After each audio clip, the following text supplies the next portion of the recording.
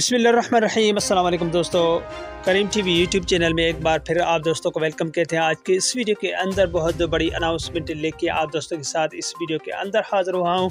आज की इस वीडियो के अंदर सऊदी इंटरनेशनल फ़्लाइट्स पाकिस्तान के लिए खोलने का ऐलान कर दिया गया है और कौन सी तारीख हतमी दी गई है इस वीडियो के अंदर वो भी बताएंगे हम आप दोस्तों के साथ। और कुछ शराइत हैं सऊदी अरब के अंदर दाखिल होने के हवाले से, करंटीन या वैक्सीनेशंस, और जो 4 वैक्सीनेशन सऊदी ने मंजूर की शुदा है उनमें से अगर चाइना वैक्सीनेशन लगवा के आप सऊदी अरब के अंदर दाखिल होते हैं तो आपके साथ क्या प्रॉब्लम होगा या करंटीन करना होगा, सारा कुछ इस वीडियो के अंदर हम आप दोस्तों के साथ शेयर करेंगे। तो दोस्तों, वीडियो को आगाज़ करने से पहले अगर आप हमारे इस करीम टीवी यूट्यूब चैनल पे नए आए हैं तो चैनल को सब्सक्राइब करने के साथ साथ बेल के आइकन को लाजिम प्रेस कीजिएगा। जो भी हम लेटेस्ट वीडियो बनाएंगे उसका नोटिफिकेशन आप दोस्तों तक हर वक्त पहुँचता रहेगा।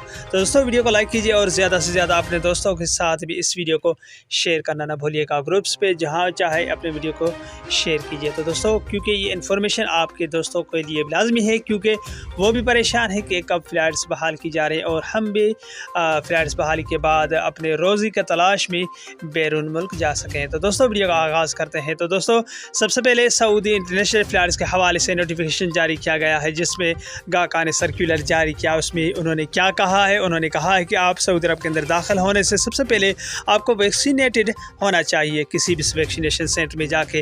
जो सऊदी अरब ने 4 मंजूर शुदा वैक्सीनेशन का ऐलान किया है, जिसमें फाइज़र है, जॉनसन है, एक्स्ट्राजेन, मोटरीना है। ये 4 वैक्सीनेशन में से किसी एक को लगवाने के बाद 7 या 14 दिन के बाद आप सऊदी अरब के अंदर दाखिल हो सकते हैं।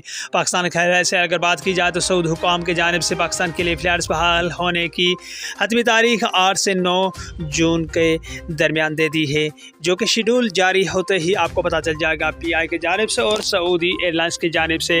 और शराइत ये भी है कि आपको वैक्सीनेशन के बाद 14 दिन का इंतज़ार करने के बाद सऊदी अरब के अंदर दाखिल हो सकते हैं। बसूरत आपको सर्टिफिकेट जो वैक्सीनेटेड होनी चाहिए वो आपके पास हाजिर होनी चाहिए। उसके बाद 72 घंटे का PCR टेस्ट भी आपके साथ लाजिम होना चाहिए।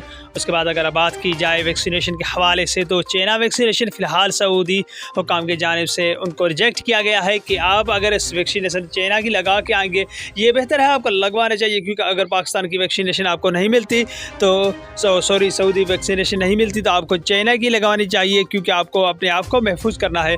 और उसके बाद आपको 7 दिन के लिए सऊदी अरब के अंदर अपने खर्चे पे करंटीन या लाजम करना होगा।